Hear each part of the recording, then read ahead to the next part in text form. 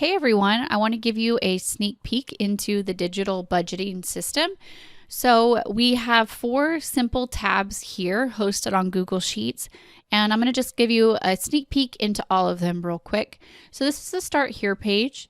This is just the welcome, and you basically take a few minutes to read through this page, the white cells, the gray cells, what's locked, what's not, and a little summary of what you can expect on each tab.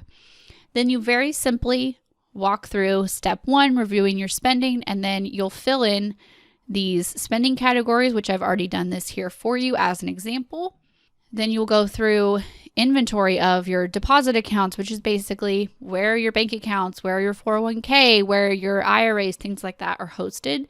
Same thing with your debt accounts. We give you a few drop-down options here just to help you. Same thing with assets, your vehicles, your house, your property, insurance policies, just as a place for reference. Step 3 is reviewing your income. You can also come in here and you can say how often you get paid. And when you do that, it switches these numbers here in the gray. So you can see that the gray cells are going to be cells that you don't edit. So you can see why, because the formulas are plugged in here to help you estimate things like your income. Step 4 will help you organize your bills, and we give you a place here to type everything in, when it's due, a short description. Again, I filled these out just for an example. And then these gray spots here are going to do the math for you. So we say that we're paying for our house on the 1st 12 times a year, and it does the math here for you.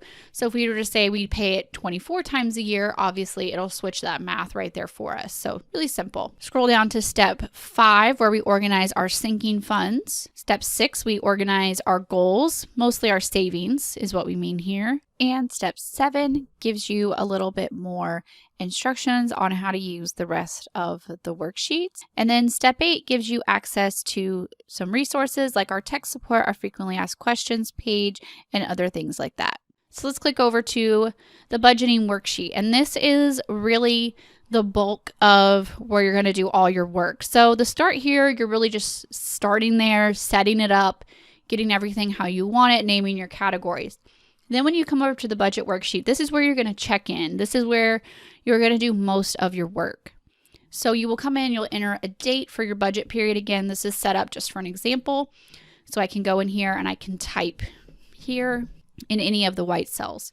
So these gray ones, these are locked and you're not going to want to edit those. And we'll do all this math for you here. So I can go in and I can, say what we start with. And then all of these numbers are going to auto-populate from other places in the budget. Same here.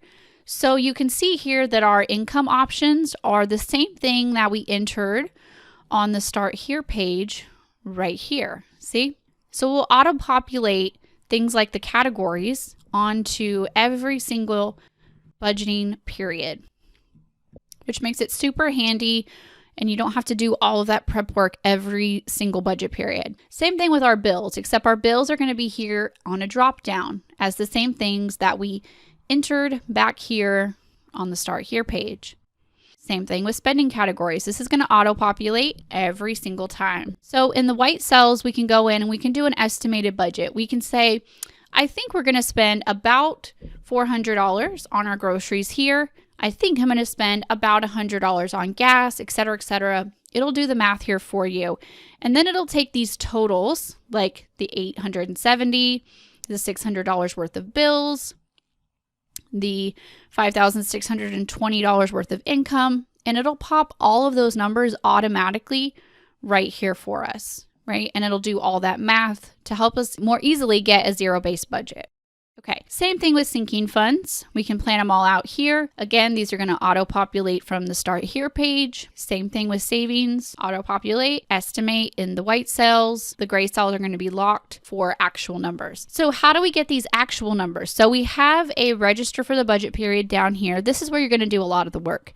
You're going to come in here and you're going to put your actual transactions as they happen. So say I go and I get some groceries. I spent $50 on groceries. I can go in here and I can pick what category I spent it on. Well, it was my spending money. Okay. Then I'm going to give it just a second to pop up here and I can select where it went, groceries. And then that is going to pop right up here and change this number on the actual side. It'll do the math to tell us what we have remaining left in our groceries category. It'll also update our actual spending totals. It'll update our remaining total. It'll do all that math for you. Super simple. And we can continue to do that through everything. Our income, our bills, everything we put here just in chronological order, and then we'll divide it up, and which will help you do the math.